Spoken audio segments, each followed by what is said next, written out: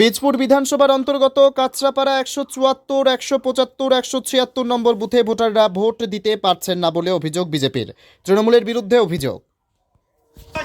যদি সচ্চাও থাকে তাহলে ভোট দিন।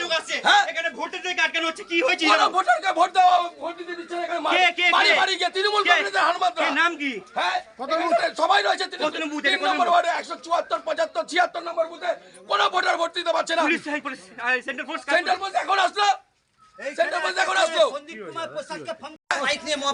মবের মতো রয়েছে।